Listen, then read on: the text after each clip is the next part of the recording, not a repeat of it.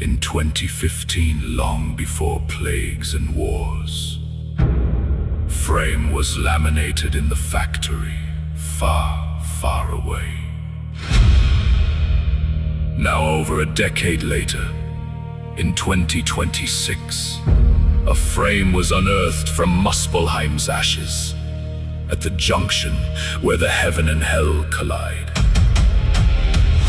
Frame was hoisted down to Tom's basement, where the whole frame was dismembered in the tradition, with custom tools and hot-forged rigid vice.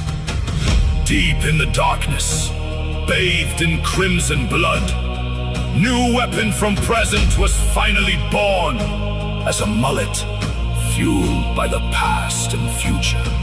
The red flames runs life from heart to